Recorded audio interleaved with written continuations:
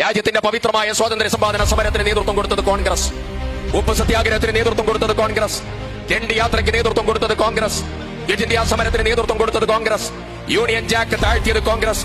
ദേശീയ പതാക ഉയർത്തിയത് കോൺഗ്രസ്. പഞ്ചവത്സര പദ്ധതികൾ കൊണ്ടുവന്നത് കോൺഗ്രസ്. പ്ലാനിംഗ് ബോഡി രാജ്യത്തുണ്ടാക്കിയത് കോൺഗ്രസ്.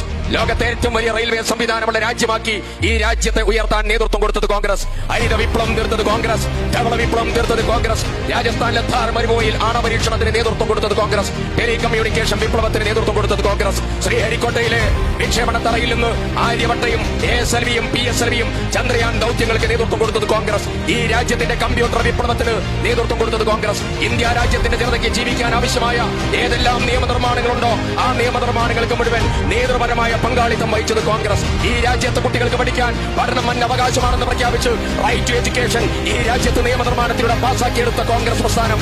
രാജ്യത്തെ ജനതയ്ക്ക് ഭക്ഷണം കഴിക്കാൻ ഭക്ഷണം അവരുടെ അവകാശമായി പ്രഖ്യാപിച്ചു.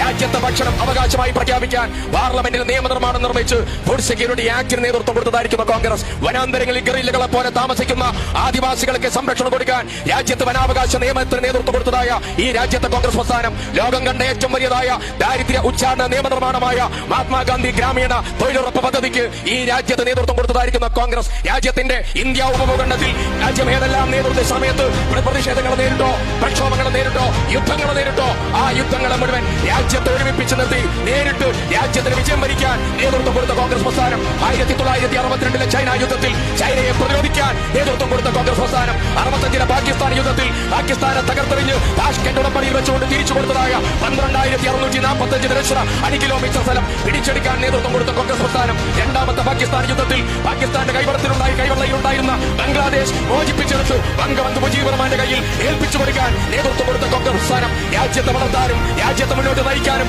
രാജ്യത്തെ ഒരുമയോടുകൂടി മുന്നോട്ട് കൊണ്ടുപോകാനും രാജ്യത്തിന്റെ നൈഷണിക മേഖലയിൽ മുന്നോട്ട് പരിവർത്തനത്തിന് നേതൃത്വം കൊടുക്കാനും ഭരണഘടന വിഭാവനം ചെയ്ത് രാജ്യത്തെ ജനതയ്ക്ക് ഒന്നിച്ച് ജീവിക്കാൻ നേതൃത്വം കൊടുത്തതായ രാഷ്ട്രീയ പ്രസ്ഥാനം. ഇന്ന് ഈ രാജ്യം നേരിടുന്ന ഗൗരവതരമായ വെല്ലുവിളി രാജ്യത്തെ ജനതയോട് ഒന്നൊന്നായി പറയാനാണ് ഈ ജാഥ നേതൃത്വം കൊടുക്കുന്നത്.